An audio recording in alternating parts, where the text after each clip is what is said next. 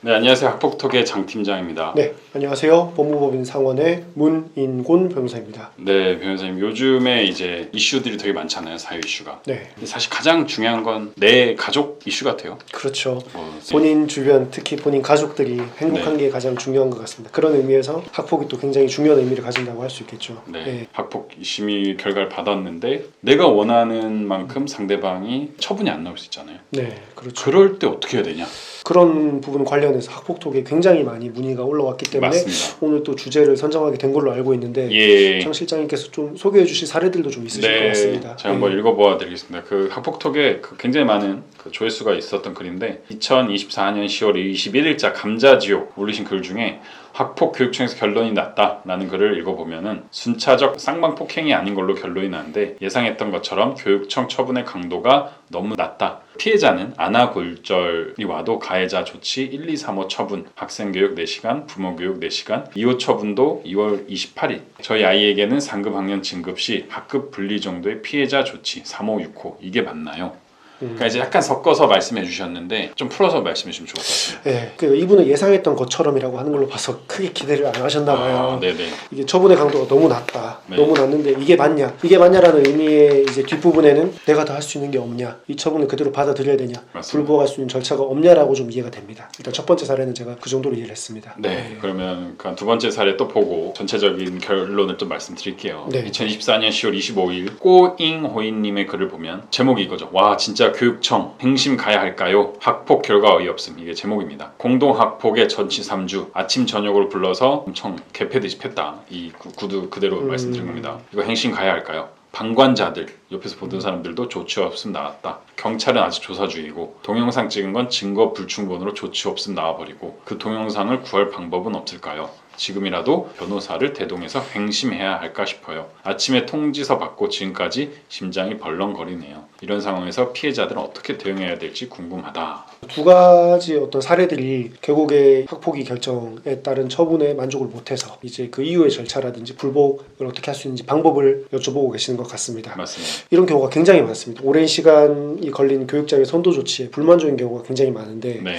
해당 처분이 어떤 증거, 어떠한 판단을 거친 것인지 또 그러한 판단에 어떻게 이제 절차적으로 또 잘못된 하자가 있는 것인지 네. 아니면 절차적이 아닌 내용상으로 또 하자가 있는지는 사실 제가 직접 서류를 보고 기록을 보고 검토하지 않는 한 쌍방폭행인데 몇 호의 조치가 합당한가요? 라는 질문에 답변은 어렵습니다. 네. 지금 당장 이 유튜브로서 대답을 못 드리는 부분을 좀 이해해 주셨으면 좋겠습니다. 사실 이게 그 카페 글 올리실 때 거의 다 마음이 급하시니까 핸드폰을 이렇게 막 올리실 거예요. 맞습니다. 근데 이제 저도 오늘 뭐 다른 법률적 문제 때문에 경찰관 분들하고 얘기를 나눴는데 저는 이제 경찰관 분들이 뭘 물어볼지 상대방 입장에서 보면 알거든요. 네. 서류를 다 준비해 갔어요. 엄청 놀라시더라고요. 그냥 가볍게 왔다가 굉장히 진지하게 임하시더라고요. 그래서 준비하시고 올리신 만큼 참교육 변호사님도 답변해 주실 수 있다. 맞습니다. 이거는 또 팁일 수도 있는데 변호사들이 가장 좋아하는 의뢰인들 특징이 또 있습니다. 첫 번째는 시간 순서대로 경위서를 일단 먼저 작성해서 보냈습니다. 매번 그걸 말하더라고요. 예, 왜 그러냐면 어차피 변호사들이 그걸 또 쓰라고 부탁을 해야 됩니다. 사건을 수임을 하면. 결국 그게 없으면 저희가 사건에 대해서 100% 알지 못하기 때문에 정리된 자료를 받아야 됩니다. 근데 이걸 미리 정리를 해서 온다? 상담의 질이 올라갈 수밖에 할지 없죠. 말지도 결정할 수 있고. 맞습니다. 네. 여기서 더 준비해 오시는 분은 단순한 경위서, 타임테이블이라고 하죠. 그 시간 순으로 정리한 거 플러스 그것들을 뒷받침할 수 있거나 알 수 있는 증거들도 같이 첨부를 해서 오십니다. 훨씬 더 상담이 효율적이죠. 그리고 시간도 짧고 상담 비용도 굉장히 적게 들 겁니다. 그리고 결과물도 좋을 수밖에 없죠. 아, 맞습니다. 네, 맞습니다. 사실 여기 지금 감자지용님도 그렇고 아까 그 물어보신 분도 동영상이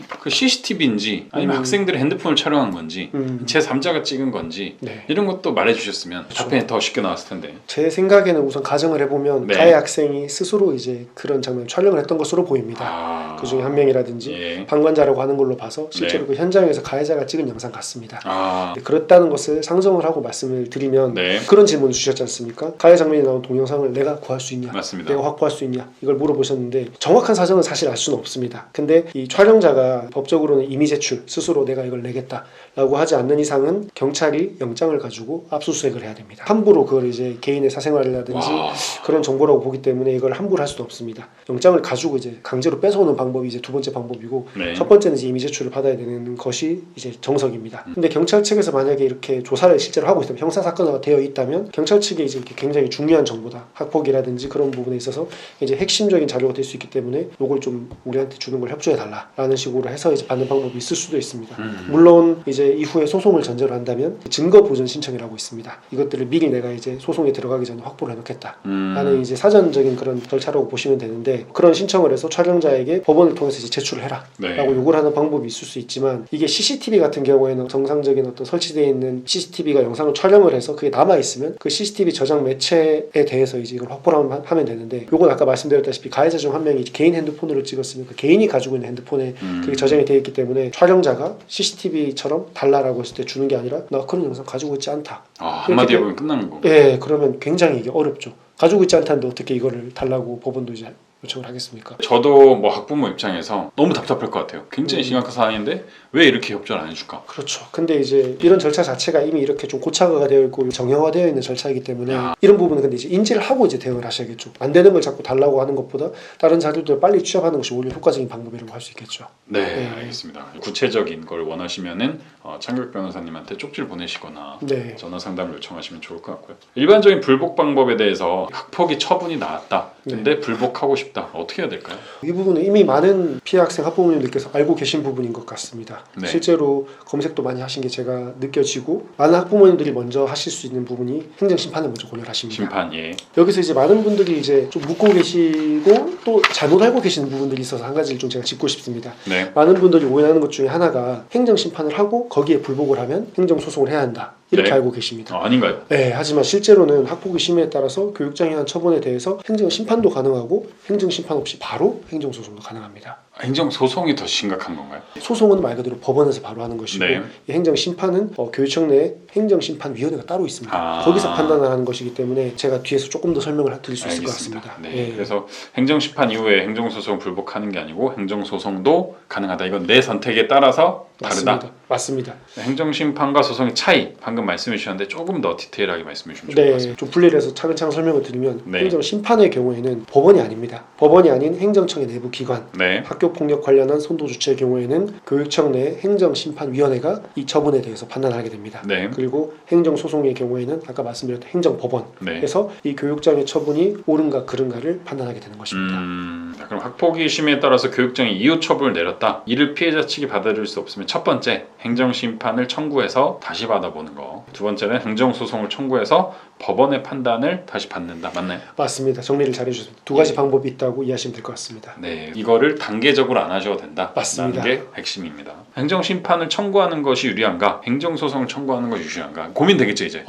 이 질문도 학폭톡에서 굉장히 많이 받습니다. 네. 굉장히 많이 받는데 딱 떨어지는 질문은 없지만 저의 경험이라든지 변호사들의 일반적인 생각들을 말씀을 드리면 장단이 있습니다. 일단 첫 번째는 행정심판과 행정소송 모두 결국은 교육장의 처분에 따라서 절차적으로 무엇이 위반되어 있는 게 있는지 아니면 재량권이라고 해서 이 정도 처분까지 할 수 있는 스펙트럼이 있는데 그걸 넘어서서 예를 들면 너무 과도한 처분을 했다라든지 아니면 택도 아닌 낮은 처분을 했다라든지 그게 이제 재량권의 일탈남용입니다. 행정 절차에서는 이런 것들을 하자라고 지칭을 하는데 하자가 있으면 이 처분이 이제 취소가 되거나 번복이 될 수 있겠죠. 그거 누가 발견해야 돼요? 예를 들면 절차적으로 뭔가 이제 잘못된 부분을 학폭위에서 그냥 진행을 해버린 경우가 있을 거고 아니면 핵심 증거를 놓친 경우가 있을 거고 아니면 이 사실에 대해서 판단을 잘못한 경우가 있을 것이고 여러 가지 경우들이 있습니다. 그래서 그런 경우들을 저희는 이제 카테고리별로 나눠서 절차 위반, 재량권의 일탈 남용. 이걸 변호사님한테 요청해서 체크해달라고 요청하시는 맞습니다. 건가요? 학부모가 하는 게 아니고요? 맞습니다. 이런 부분들을 이제 저희가 검토를 해가지고 그 법적인 기준들에서 학폭위 처분이 못마땅하거나 미치지 않았거나 잘못되어 있다. 이러면 이제 이건 행정심판을 가야 된다. 행정소송을 가야 된다라고 판단할 수 있게 되는 것이죠. 특정 절차가 유리하다고 딱 잘라서 그래서 이제 말씀을 드릴 수는 없습니다. 다만